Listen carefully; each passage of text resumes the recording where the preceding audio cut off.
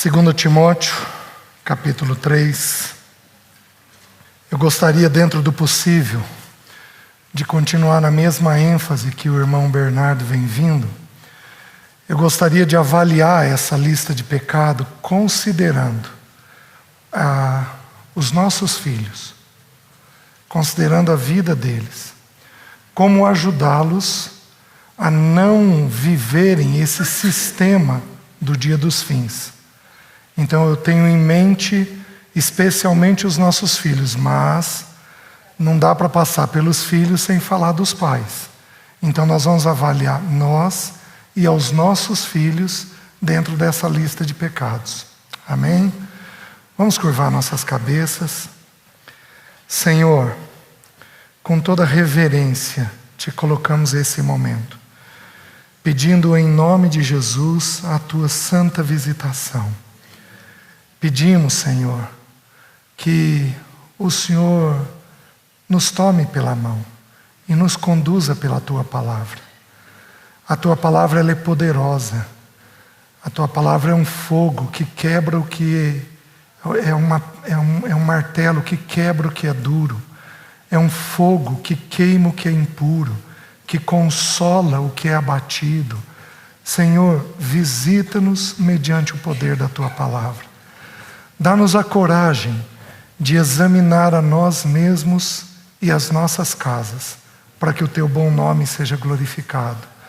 E, Senhor, nós resistimos a toda ação maligna. Satanás não tem poder algum no nosso meio. Senhor, nós ordenamos que ele fique fora desse lugar. Ele não tem poder sobre as nossas vidas, sobre este momento em particular. Por isso nós o repreendemos. Nós nos sujeitamos a ti e resistimos a Satanás, certos de que ele vai fugir de nós. Nós oramos em nome de Jesus. Amém. Uma vez eu ouvi um irmão dar um exemplo que foi muito interessante para mim. A esposa dele, ela foi caixa de banco. E ele estava explicando como é que os bancos, quem aqui trabalha em bancos ou foi caixa, vai saber disso melhor do que eu. Ele estava me explicando como é que os caixas são treinados para identificar nota falsa. Então ele disse que os treinadores lá, eles trabalham exaustivamente esses caixas em notas verdadeiras. De tal maneira que eles pegam tanta habilidade na nota verdadeira, que de tocar numa nota falsa, eles sabem identificar. Essa é uma estratégia que Satanás usa conosco. Ele levanta uma teoria ou outra, e aí ele põe a gente desgastado tentando provar que aquela mentira é uma mentira, ao invés da gente apenas pregar a verdade. E fazer com que a verdade fique tão forte dentro de nós, fique tão impactante dentro de nós, que a gente sabe o que é verdade. E quando a mentira chega, a gente de prontidão sabe identificar aquilo como uma mentira. Satanás é muito habilidoso contra nós, mas muito habilidoso. Ele é um mestre de mentira, de articulação, de enganar o nosso coração. Ele desde o princípio vem fazendo isso. Ele toma uma frase que o pai falou para Adão e põe um ponto de interrogação nessa frase depois com Eva. É assim que Deus disse: não comereis de toda árvore do jardim? Deus disse o contrário: vocês podem comer de toda árvore do jardim. Mas ele começa com uma negativa: é assim que ele diz. Então ele torce as coisas, ele manipula as coisas. É típico de pessoas dissimuladas ou manipuladoras. Pega uma frase dentro de um contexto inteiro e torce aquela frase, muda aquele sentido. Então, no tempo dos fins, ele vai fazer muito isso com todos nós. E o que nós precisamos ter de segurança? Qual é a verdade? A verdade precisa ser uma coisa exaustiva dentro de nós. Nós temos que saber de cor e salteado a verdade para enfrentarmos o tempo dos fins. Mas tem uma coisa que é curiosa. O próprio Senhor Jesus fez isso. Ele, às vezes, para ensinar um princípio, ele não ensina o princípio do ponto de vista positivo. Ele pode ensinar o princípio do ponto de vista negativo. Por exemplo, o Senhor fez isso com a oração. O Senhor disse assim: e vós, quando orardes, não sejais como os hipócritas. Ele começa a ensinar sob uma perspectiva negativa. Então Paulo lança mão agora da mesma verdade.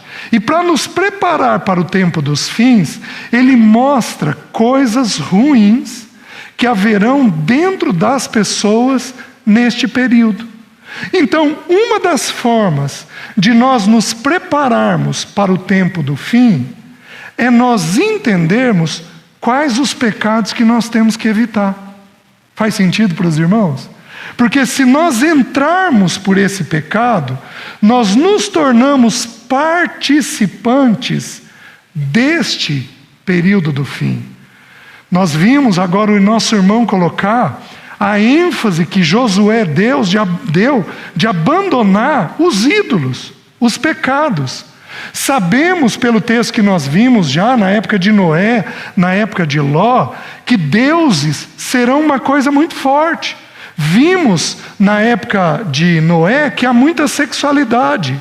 E se você pegar o primeiro capítulo, não abra, de Romanos, ele vai falar de um pecado sexual desenfreado que vai ter no tempo dos fins. Só que no mesmo texto, ele fala de idolatria. Porque o pecado sexual, de acordo com as Escrituras, é um ídolo. Não apenas aquele pecado descrito, mas todos os pecados sexuais, de uma forma geral, eles são ídolos dentro de nós, ídolos que nos produzem prazer. Então são dois assuntos diretamente relacionados, a idolatria e a sexualidade. Meus irmãos, no tempo dos fins, o primeiro pecado descrito, nós já vamos ler o texto, vai ser o do egoísmo. E os irmãos vão perceber que muitos pecados, mas muitos, estão ligados a prazeres pessoais. Nós vamos viver uma época em que a era do direito, a era do prazer, a era do não me toque porque eu tenho direito a respeito disso, vai ser a predominância desse tempo. Os irmãos estão entendendo? O que nós vamos ter que ensinar para os nossos filhos? Não apenas a vida do Senhor e permanecer no Senhor. Isto já seria suficiente. Mas nós também vamos ter que ensiná-los a evitar as armadilhas dos pecados próprios do tempo do fim. Faz sentido para os irmãos? Então eu gostaria de estudar esse texto com essa ótica. O que Satanás quer? Satanás quer a todo custo roubar o testemunho. E a maneira mais eficaz que ele encontra de roubar um testemunho é, em primeiro lugar, não permanecendo, fazendo com que nós não tenhamos tempo de permanecer no Senhor. Mas, meus queridos, a segunda forma mais eficaz é tirar dos nossos filhos uma vida com o Senhor. Porque aí não tem testemunho para a geração seguinte. Ele fez isso lá em Êxodo, quando o povo foi sair de Israel. Satanás tipifica ali, é tipificado ali no faraó. E aí dos 5 impedimentos, o quarto impedimento, vocês podem ir, mas vocês não vão levar os filhos. O primeiro impedimento é aumentar o trabalho. O último impedimento é não levar dinheiro para ofertar para o Senhor. É o mesmo sentido. É o mesmo sentido. Não lidarmos bem com dinheiro e com trabalho. Não lidarmos bem com dinheiro e com trabalho. É a característica do tempo dos fins. E lá ele coloca que os filhos não poderiam ir. Ele fez isso na pessoa do nosso Senhor. Porque quando o nosso Senhor sai do batismo dele e ele é levado pelo Espírito ao deserto, ele é tentado por 3 coisas: transformar pedras em pães, pular do alto do pináculo e prostrado adorar Satanás. Porém, meus irmãos, nas 2 primeiras tentações, de que jeito começa? Se és filho. Ele quer questionar a nossa filiação. Qual é o jeito sutil que ele encontra hoje de produzir nos nossos filhos estes pecados, sem que a gente perceba? Porque aí ele coloca, de qualquer forma, ele coloca os nossos filhos vivendo esse período do fim. Vamos dar uma olhadinha em quais são os pecados. O texto diz assim, 2 Timóteo 3:1: sabe, porém, isto: nos últimos dias sobrevirão tempos difíceis, pois os homens serão egoístas, avarentos, jactanciosos, arrogantes, blasfemadores, desobedientes aos pais, ingratos, irreverentes, desafeiçoados, implacáveis, caluniadores, sem domínio de si, cruéis, inimigos do bem, traidores, atrevidos, enfatuados, mais amigos dos prazeres do que amigos de Deus, tendo forma de piedade, negando-lhe, entretanto, o poder. Foge também destes. O primeiro pecado descrito: egoísmo. O que é o egoísmo? Que ama a si mesmo. Como é que isso é produzido dentro de casa? Deixa eu explicar para vocês. Tem 2 erros que pais cristãos podem cometer com relação aos filhos. O primeiro é proteger demais. O que é proteger demais? É fazer pelo filho tudo aquilo que ele tem condições de fazer.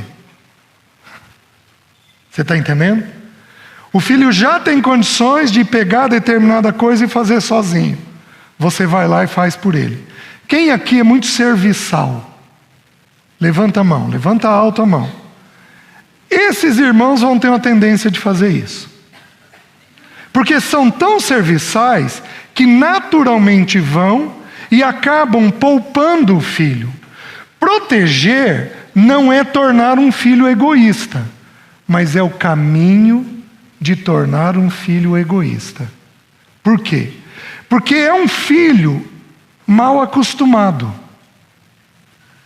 É um filho que tem a tendência de receber e não de dar. Os irmãos entendem? O próximo passo, depois de você poupar o filho, proteger o filho, é você mimar o filho. O que é mimar o filho? Mimar o filho é fazer toda a vontade do filho. Se eu perguntar para o teu parceiro se você mima o filho, porque se eu perguntar para você, o que você vai me dizer? Não. Se você mima o filho. Mas se eu perguntar para o teu parceiro, tem risco dele me falar que você protege o filho ou que você mima o filho? Se tiver risco, nós estamos desenvolvendo este primeiro pecado dentro da vida do filho, tornando o filho uma pessoa egoísta que pensa em si mesmo. Mas esse não é o único problema. Não é deixar o filho pensar apenas nele.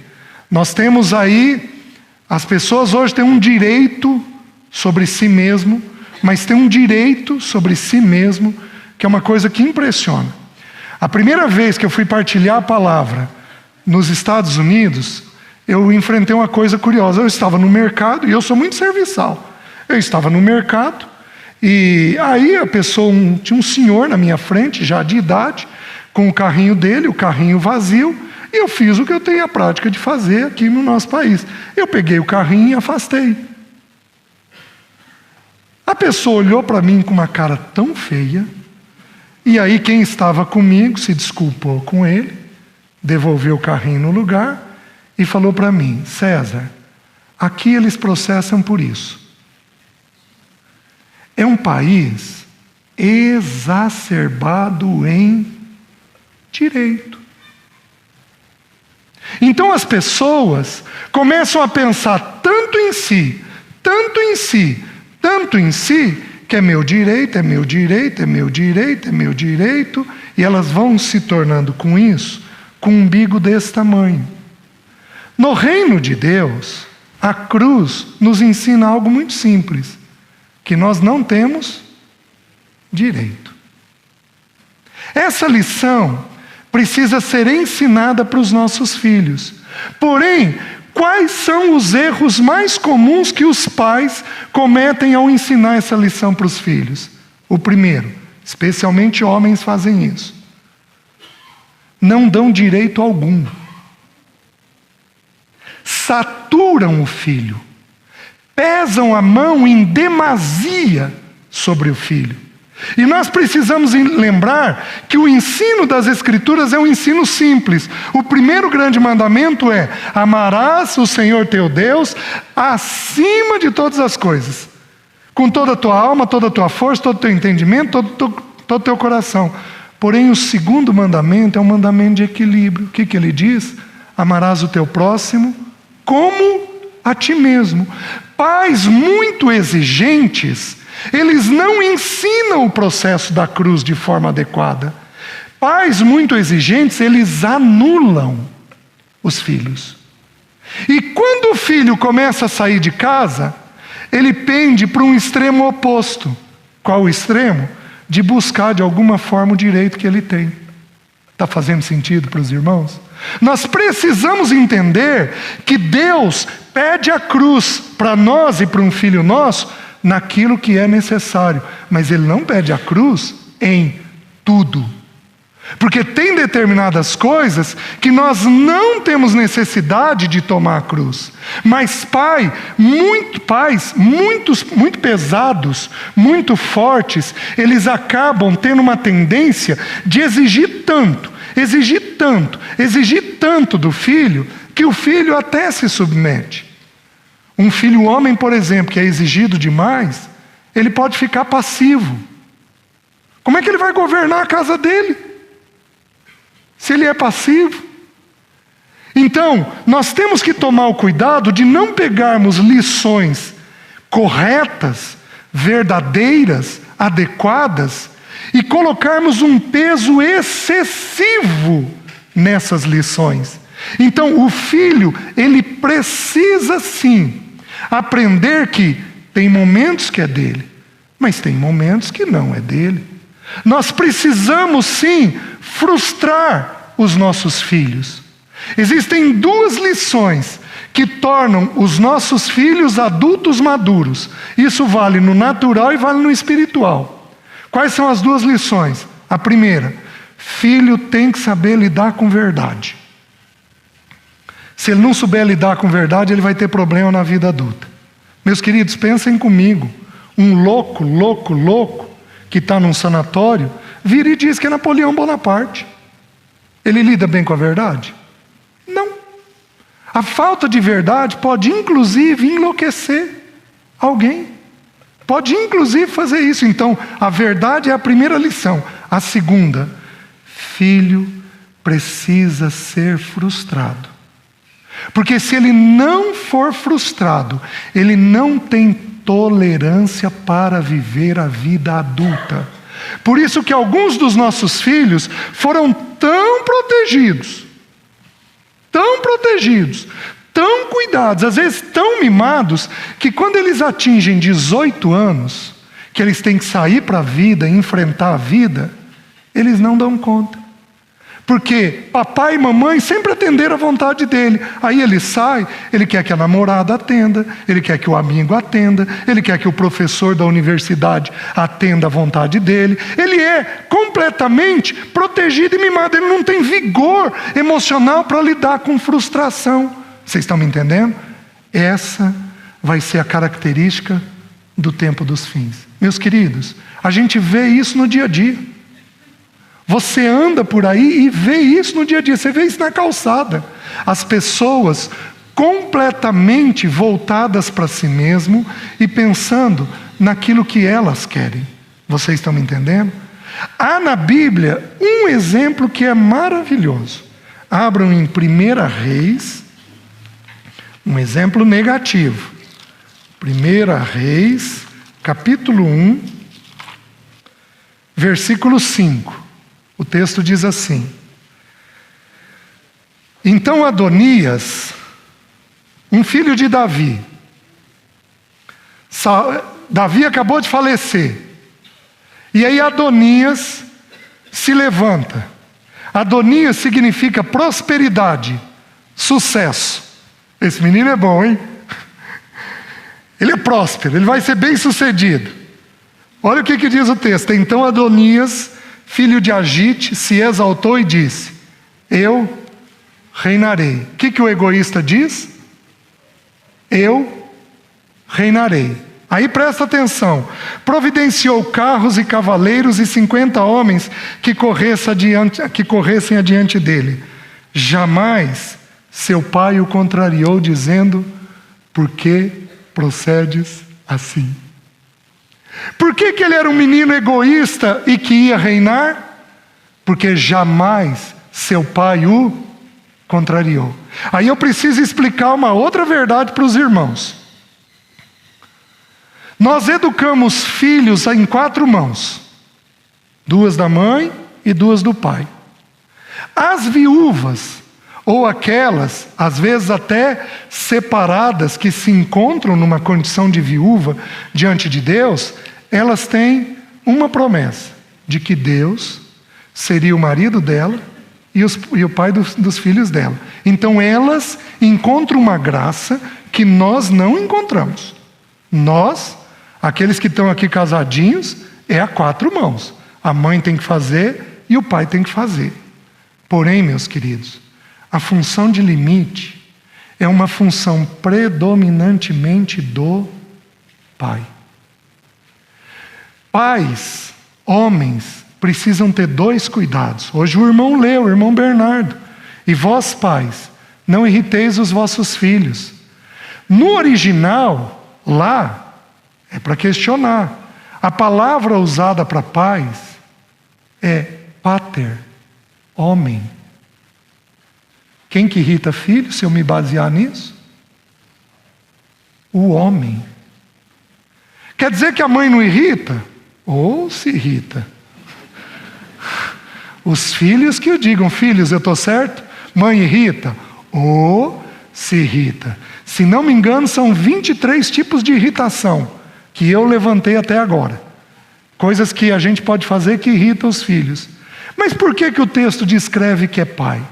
Porque este pai não santifica sua esposa, de tal maneira que ela também vai irritar o filho. Então quem tem que cuidar da mulher e dos filhos somos nós.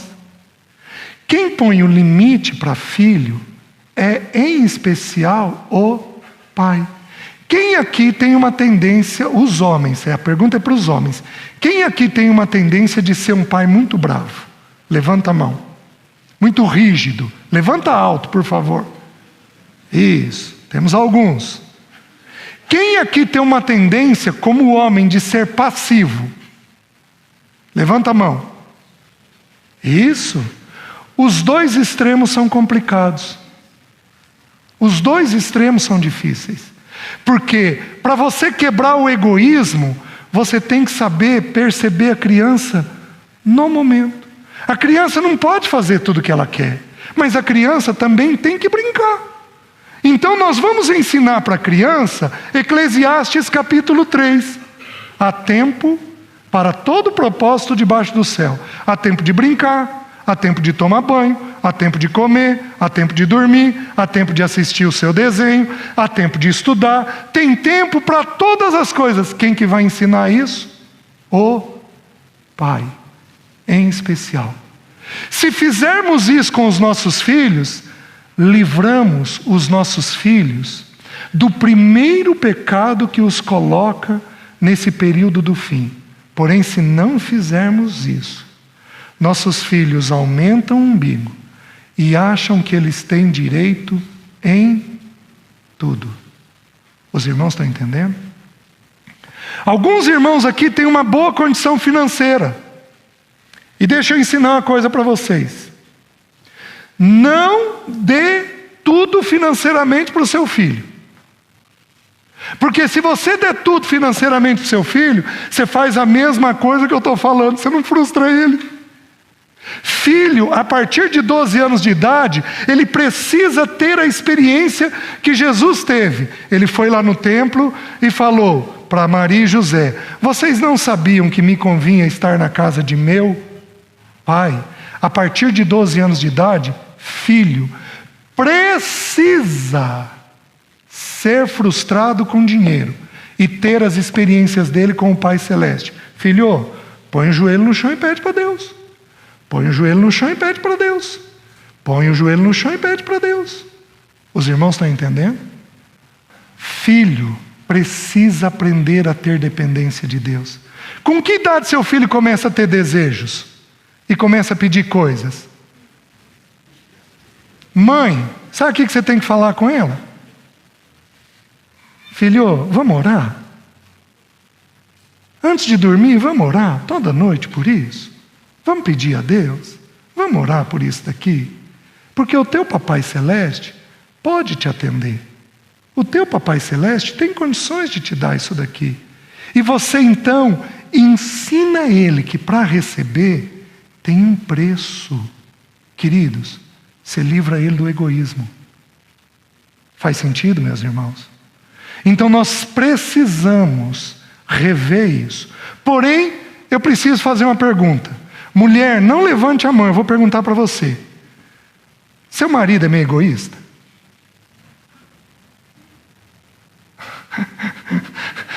Não levante a mão, nem fale. Porque dá a entender do mesmo jeito. Entendi tudo. Ainda bem que a gente não consegue ver direito daqui, viu? Seu marido é egoísta?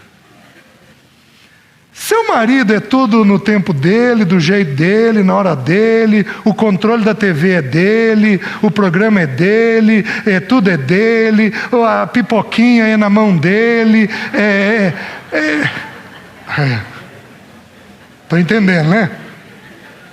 Tem mulher aqui que faz o prato do marido? Não me responda.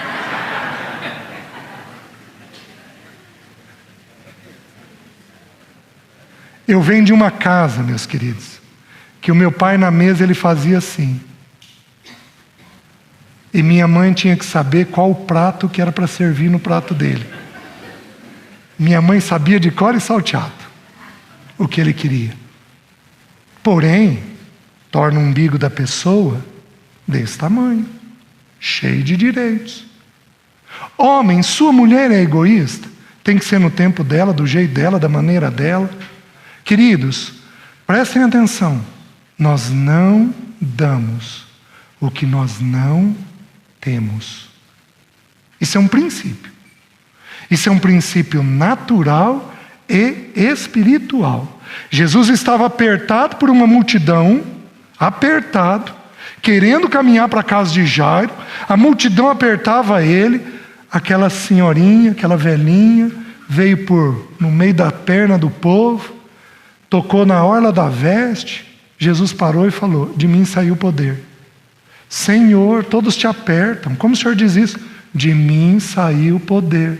Como é que Jesus sabia que saiu o poder? Porque ele tinha poder para dar. Se houver um pai ou uma mãe egoísta, você pare tudo e não ensine essa lição para o seu filho. Porque você primeiro tem que aprender essa lição. Deixa eu perguntar para os homens. Você vive a vida comum do lar? Você lava uma louça para sua esposa? Você tira uma roupa do varal? Você vive a vida comum do lar? Se ela tem filhos pequenos, você libera ela, querida, vai dormir daqui as crianças que eu vou cuidar deles. Você faz isso? Porque se você não perceber tua mulher como parte mais frágil, nós temos um problema para a lição do egoísmo. Os irmãos estão entendendo? Vocês estão vendo como é que tudo é sutil? E como que entra dentro do dia a dia do lar sem a gente perceber? O teu filho está enfiado dentro do quarto. Por que ele está enfiado dentro do quarto? Por que ele não consegue transitar e viver com você? Por que a vida familiar é recusada por ele? Oh, meus queridos, nós deixamos eles enfiados dentro do quarto e achamos que eles não têm risco de entrar no egoísmo. Bom, o silêncio está me dizendo tudo. Está me dizendo que vocês estão compreendendo.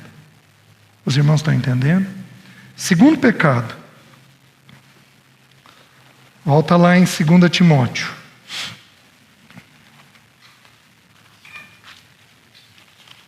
O texto diz assim: pois os homens serão egoístas. Em segundo lugar, avarentos. O que significa a palavra avarento aqui? Ela é diferente, o original é diferente da primeira lista. Porque lá a primeira lista é o desejo de possuir. Aqui não, aqui é quem ama o dinheiro. Vocês lembram do texto de 1 Timóteo que diz que o amor ao dinheiro é a raiz de todos os males? A palavra amor ao dinheiro é uma única palavra no grego, avarento. O amor ao dinheiro. Você pensa muito em dinheiro, homem? Você trabalha demais? Você quer conquistar demais? Sua esposa te alerta de que tem coisas que são perigosas e complicadas? Você trabalha em excesso? Meus queridos, se você fizer isso, você pode ter um amor ao dinheiro. E a Bíblia ensina que o amor ao dinheiro é a raiz de todos os males. Na vida de Ló, qual foi o primeiro grande pecado? O amor ao dinheiro. E colheu tudo que colheu. Então a tônica do tempo dos fins é uma tônica de sutileza. Satanás, ele aparece para nós no período do fim como um anjo de luz. Então ele usa o Senhor chamado dinheiro para legitimar. Querido, vamos guardar tanto para o nosso futuro. Querida, nós temos que ter tal plano de saúde. Vamos fazer isso, vamos fazer aquilo. Vamos trabalhar um pouquinho a mais. Quantas mulheres aqui não dão sugestões como essas para os seus maridos? Porque elas são ansiosas quanto ao futuro.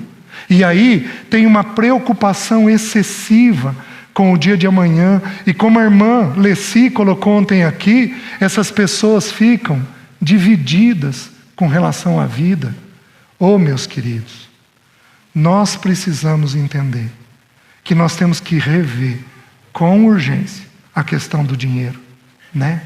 Eu daria uma sugestão para a gente talvez estudar como igreja este tema dinheiro, porque esse tema é muito delicado para a vida familiar.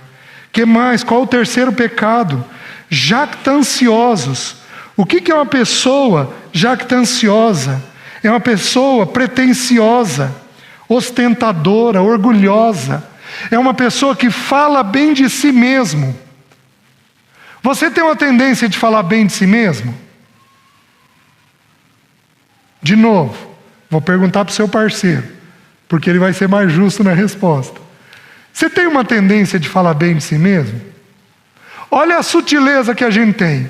A gente pega um irmão, critica em determinada coisa e diz assim: eu não entendo como é que faz isso, eu nunca faria isso. Isso é uma forma de se jactar. Ao invés de você olhar o irmão e dizer: Deus, tem misericórdia dele como o Senhor tem de mim, eu sou mais pecador do que ele. Não, você faz uma crítica. Mas aí você termina a crítica dizendo: não entendo como é que faz uma coisa dessa. Que loucura. Meus irmãos, todos nós temos dentro de nós um coração pecaminoso para cometer as piores atrocidades. Todos nós temos. Todos nós temos. Alguns de nós aqui são dóceis. Pega um abusador molestando tua filha. O que você faria? Todos nós temos pecados graves dentro de nós. Nós só não tivemos condições de pô-lo para fora. Por isso a gente tem que ter misericórdia do outro.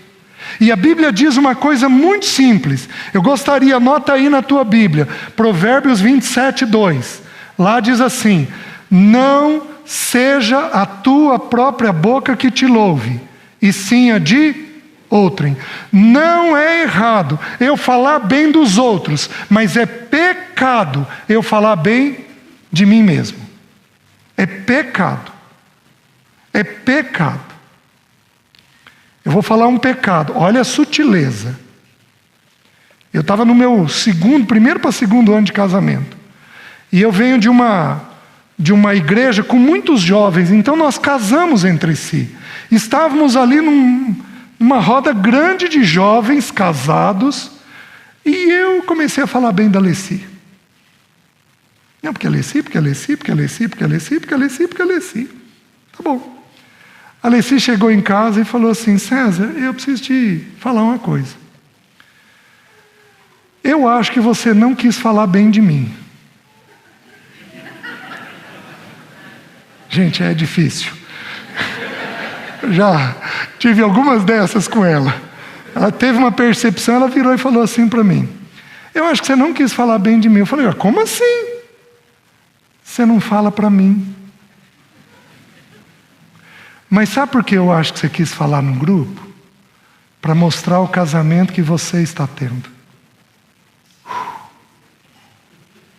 Eu estava sendo jactancioso, falando bem de mim mesmo. Os irmãos entendem a sutileza? Podemos falar da nossa igreja, do nosso líder, da pessoa que dirige o louvor, podemos falar desse, daquele. Isso é um pecado do tempo dos fins. Os irmãos estão entendendo? Então, se for para falar bem de alguém, nós vamos falar dos outros e não de nós. Amém? Isso nos livra do tempo dos fins. E não só isso, tem filho que vive no salto. Entendem essa expressão? Que vivem no orgulho. E que a gente precisa: filho, menos. Filho, você não é tudo isso. Filho, toma um cuidado. Você pega e exige do filho nota boa, e ele corresponde com nota boa. Você acha que ele não pode, em algum momento da vida, ser jactancioso quanto às notas? Por isso, nós exigimos o que ele é capaz de dar. Se ele vai bem em matemática, ele vai tirar nota boa em matemática. Mas se ele não vai bem em português, ele vai tirar uma nota mediana em português. E o que nós vamos fazer? Filho, é uma característica tua. Nós vamos ensinar para os nossos filhos o que nos foi dito. Filho, você tem virtude, mas você também é cheio de pecado. O que nós vamos fazer? Qual é a forma equilibrada de amadurecer o filho? Nós vamos mostrar as virtudes que eles têm. E vamos mostrar como sendo uma dádiva do Pai Celeste. Toda boa dádiva e todo dom perfeito vem do Pai das luzes, em quem não há sombra de variação. Filho, você tem uma memória boa. Filho, você é bom de matemática. Filho, você faz isso daqui muito bem feito. Filho, isso daqui é de Deus. É uma dádiva de Deus, do Pai das luzes na sua vida. Porém, filho, eu preciso que você lembre que você tem essa tendência, essa tendência, essa tendência, e você tem que cuidar para não cair nesses pecados aqui. Com isso, você torna o filho uma pessoa equilibrada. Os irmãos estão entendendo? Sem o egoísmo e sem o risco da jactância, de cair nesse pecado de ser pretensioso. Os irmãos estão entendendo? Até porque, meus queridos, para o orgulho e a soberba, qual é a solução de Deus? Deus resiste ao soberbo e dá graça ao humilde. Em Provérbios, Deus abate o soberbo. Um jovem esses dias me contando que ele sempre foi muito bem no colégio, e aí ele foi fazer o vestibular. E o vestibular em Maringá é um vestibular relativamente difícil, o vestibular da Universidade Estadual. E ele foi seguro. Foi seguro. Aí no primeiro dia ele chegou cedo. E o pai dele perguntou: filho, você já chegou? Pai, foi tranquilo. E ele não passou. Ficou na lista de espera. Chamaram todos, menos ele. O que Deus fez com esse jovem? Quebrou ele. Porque para toda soberba Deus tem que abater. Faz sentido para os irmãos? Meus irmãos, não trilhemos este caminho, porque o nosso Pai não apenas vai resistir, mas vai nos abater. Isso já aconteceu comigo algumas vezes, em que o Pai tem que abater para colocar a gente no lugar adequado. Só que esse é um pecado próprio do tempo dos fins. Cuidado para não cair nele. Que mais? O texto diz assim: jactanciosos, arrogante. É um pecado próximo da jactância. O que é arrogância? É o ato de mostrar-se acima dos outros. Quem se eleva sobre o outro. Mas ele tem um segundo sentido, que valoriza seus próprios meios ou métodos. Deixa eu perguntar uma coisa para você. Você se considera bom naquilo que você faz? Isso é arrogância. Você faz o que você faz com muita segurança? Isso é arrogância. Você diz para os outros que aquilo que você faz está bem feito? Sabe por que o arrogante é um pecado que cabe muito para a pessoa rica, que cai muito para o rico? Vocês lembram daquele rico descrito nos evangelhos? Que ele tem tantos celeiros, o que ele diz? Destruirei, construirei outros. Sabe por que a arrogância é típica da riqueza? Porque, meus queridos, na riqueza, a pessoa acha que tudo que ela faz dá certo.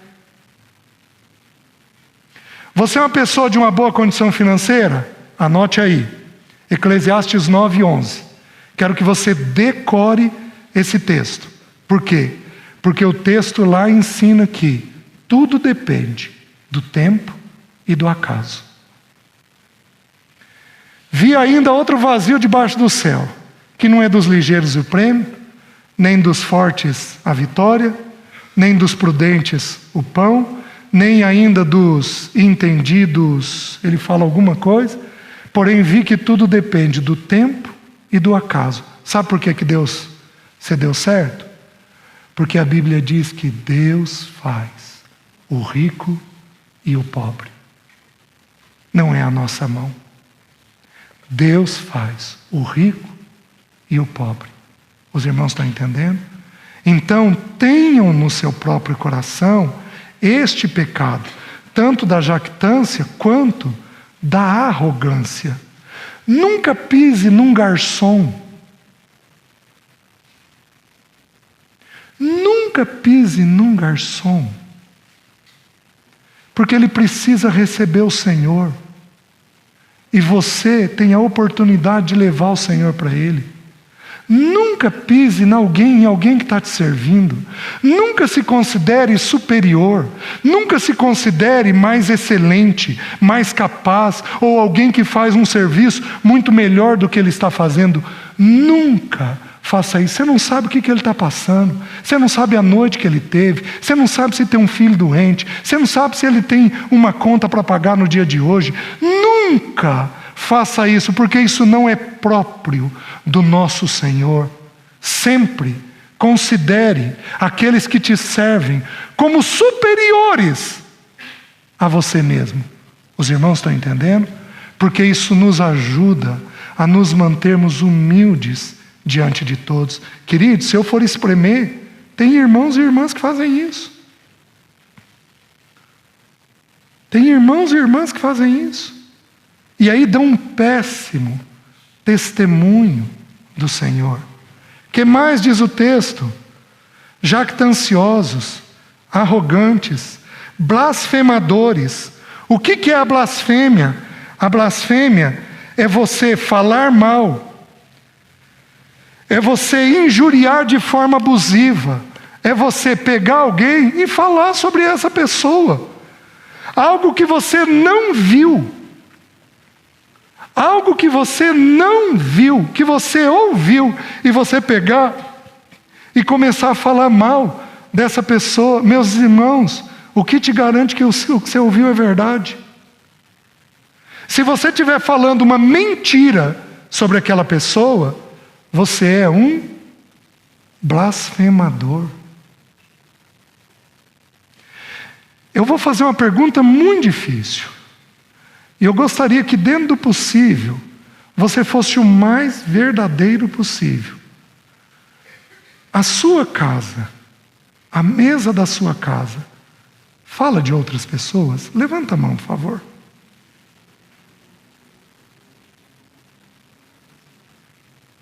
Esse pecado encerra aqui.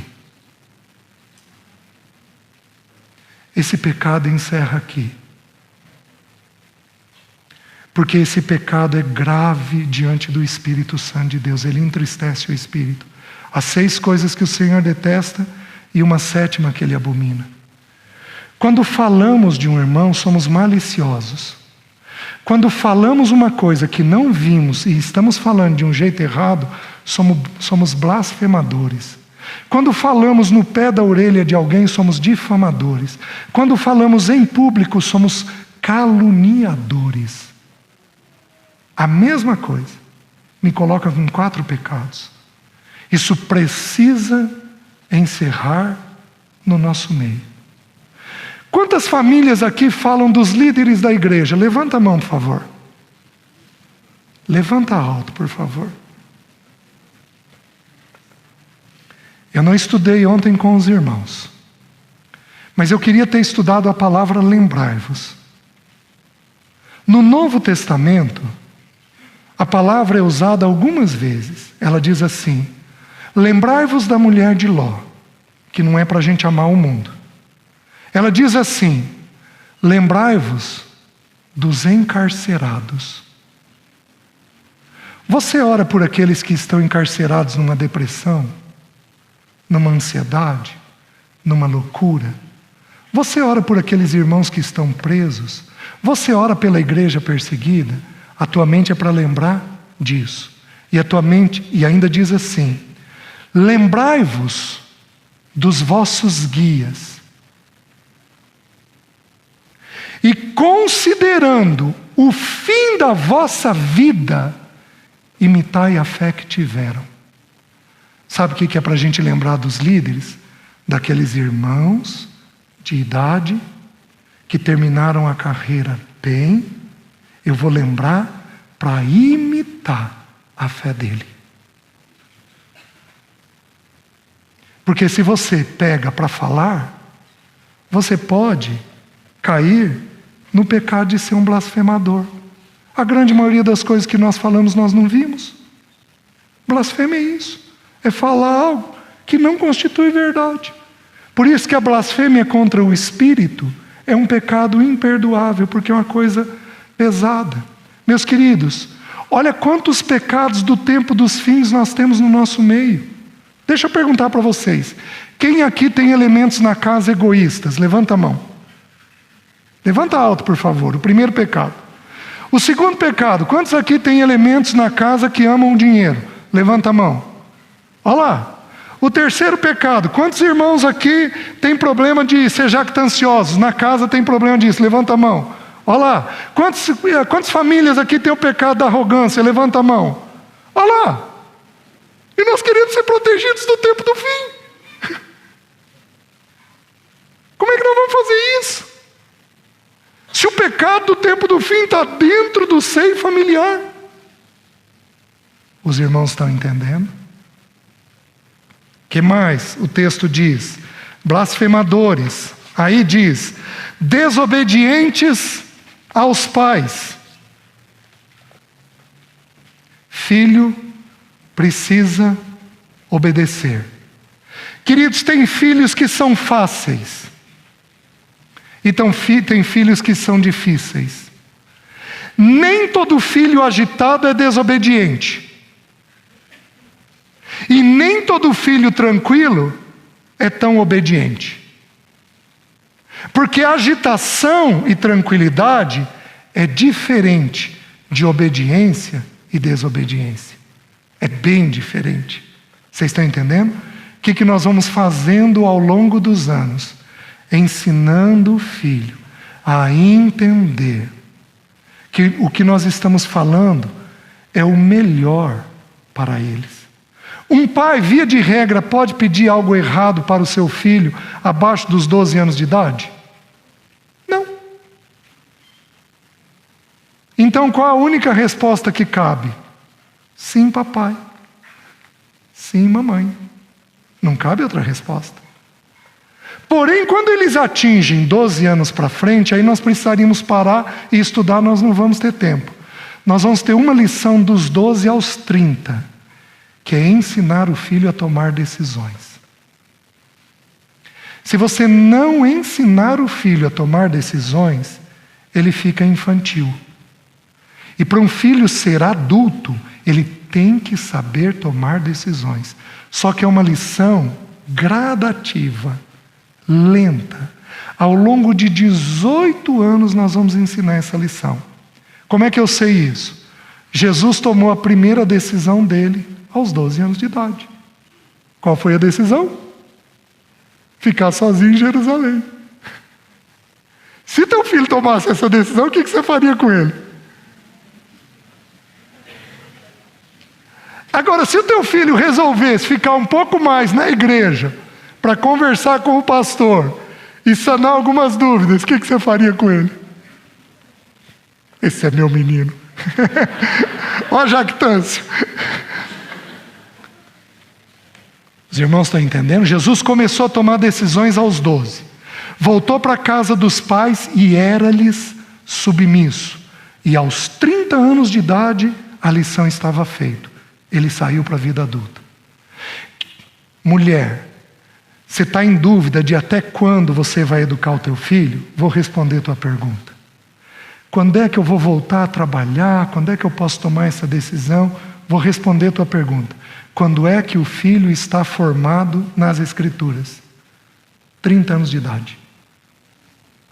Então até lá, respira fundo. Porque teu filho vai precisar da sua ajuda. Mulher, a gente educa filho até 30 anos. E em geral a gente forma o caráter até 20, 22 anos. A gente ainda está formando o caráter. Depois nós vamos formar as experiências de vida. Nós vamos ensinar ele a lidar com a vida, a decidir diante da vida. Porém, essa lição só termina aos 30 anos de idade. E os filhos vão precisar ter isso. Eu não sei que idade tem teu filho. Nós temos aqui no nosso meio, não levanta a mão, filhos, pais que têm filhos desobedientes. Se você tem, eu quero te fazer um convite. A partir de hoje, todo dia, como casal, vocês vão apresentar ele em oração. A partir de hoje, todo dia, vocês vão sondar o coração de vocês e ver se vocês foram desobedientes aos pais. Eu tive uma lição curiosa. Eu fui relativamente um filho obediente. Eu não tive grandes problemas nem com meu pai nem com a minha mãe. Mas eu tenho uma história. Eu estava com 13 anos de idade, eu não era convertido. E eu fui trabalhar numa joalheria que vendia óculos, joia, relógio. Tá bom. Meu pai tinha 6 filhos estudando fora. E eu, aos 13 anos de idade, chegou o dia das mães. Pai, dá um relógio para a mãe. Filho, o pai não tem dinheiro. Como assim, pai? Pega aí um relógio. Vamos escolher um relógio e dar para a mãe. E eu briguei com meu pai. Aos 13 anos de idade. E aí, a situação passou. Meu pai não comprou o relógio. Ele não tinha dinheiro. Ele não comprou o relógio. Passou a situação. Tudo bem. Me converti aos 15 anos. Aos 26 anos tive o André. O André nasceu em março. Primeiro dia das mães. Queria que o André desse um presente para a mãe dele. O que o Senhor trouxe na minha mente? Você lembra? Não consegui ficar em paz. Até que procurei meu pai. Meu pai era ímpio. Procurei meu pai e falei: pai, o senhor lembra dessa situação, filho? Não me lembro de nada disso. Pois é, pai, mas eu me lembro. Eu pequei contra o Senhor, eu preciso pedir perdão para o Senhor, porque hoje eu estou entendendo o que o Senhor viveu. Você foi que tipo de pai? de filho, desculpe, você foi desobediente? Você enfrentou? Você bateu boca? Eu estou falando com os adultos. Você bateu boca com seu pai ou sua mãe? Você teve enfrentamento? Você teve desobediência? Sabe o que o Espírito vai te fazer? Vai te levar a fazer antes de ajudar teu filho a te obedecer? Ir lá e rever. Então, se porventura o Espírito Santo trouxer algum pecado no teu entendimento, na tua mente, de enfrentamento, de mentira, de jogo, de manipulação, de desobediência com os teus pais, o que você precisa fazer? Você precisa pegar a lição da humildade, ir até os teus pais, se eles ainda forem vivos, e dentro do possível, pedir perdão. Porque tudo para nós começa no arrependimento. É ali que você vai ter autoridade para ensinar teu filho a obedecer. Tudo bem? Vamos avançar um pouquinho mais. Ingratos. O que é a palavra ingrato? Ingrato é ingrato. Desprezível. Mal agradecido. Deixa eu fazer uma pergunta. Você tem hábito de ser uma pessoa bem educada? Meus queridos, boa educação não é santidade, mas gratidão é santidade. Se não me engano, são mais de 130 vezes no Novo Testamento. Sede agradecidos, em tudo dai graças. Aliás, a gratidão é um dos excessos que a Bíblia apresenta. É para a gente dar graça em tudo. Você é uma pessoa grata? Você agradece os que estão comendo aqui nos hotéis? Você agradece as pessoas que estão te servindo? Você pergunta o nome delas? Oh, meus queridos, você quer considerar uma pessoa? A primeira coisa que você faz é considerar o nome dela. Qual é teu nome? Oh, muito obrigado. Obrigado por isso. Obrigado por isso. Os irmãos estão entendendo? A gratidão, ela leva a Deus com uma leveza tão grande. Pessoas agradecidas são pessoas que não são críticas. São pessoas bondosas. Pessoas que conseguem ver o lado bom, que em geral na crítica a gente não consegue ver. Os irmãos estão entendendo? Isso é uma característica do tempo dos fins. As pessoas querem o que querem e elas se consideram no direito. O que nós fazemos? Nós absorvemos os problemas. Os irmãos entendem? Quando você tem um problema numa viagem, quando você tem um problema num aeroporto, com uma mala, qual é a tua atitude? Qual é a tua atitude? Você tem um tanto de resiliência, de capacidade de absorver o problema e permanecer em paz, levando o Senhor? Você tem uma capacidade disso? Os irmãos estão entendendo? Alguns anos atrás eu li de um pregador que falava para famílias, e ele foi para uma determinada cidade e ele e a esposa brigaram. E ele ficou muito chateado com aquela briga e ele ia pregar sobre família. E ele foi numa farmácia comprar um remédio para ele. Chegou na farmácia, a atendente percebeu que ele estava mal. A atendente virou para ele e falou, foi muito jeitosa, virou e falou, olha, eu estou vendo que o senhor não está com uma fisionomia boa. Hoje nós temos um pregador aqui na cidade.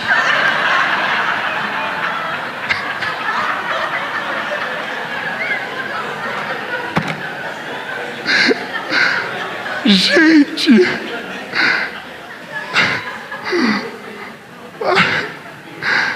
Deus é muito alegre. Ele sabe fazer com a gente, viu?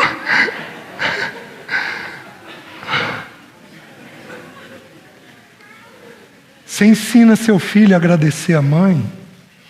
Você ensina seu filho a ver as coisas boas da mãe? Você ensina seu filho a ir lá e beijar a mãe? Você ensina seu filho a ver a providência do pai? Teus filhos têm um espírito leve e grato. Meus irmãos, estes pecados estão dentro da igreja já, para tristeza e vergonha nossa. E não poderia e não deveria ser assim. Que o Senhor nos livre, a nós e aos nossos filhos, desses pecados. Amém? Levanta, dá a mão para quem está perto de você.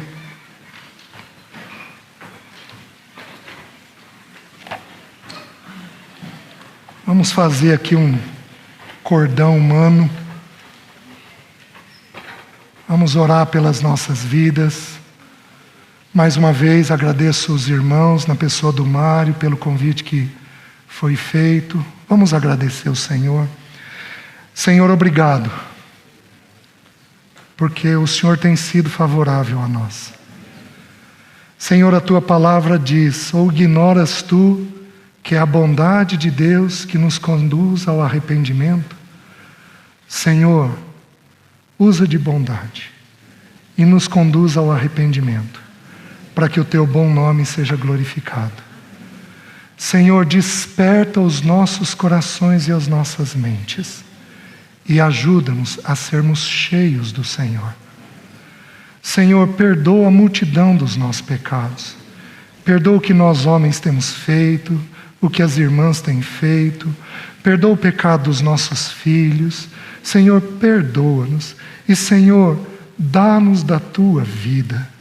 Que esse ano seja um ano diferente. E que a tua obra prospere nos nossos lares, nas nossas vidas pessoais. Faz isso, nós clamamos, em nome de Jesus. Amém. Deus abençoe, irmãos.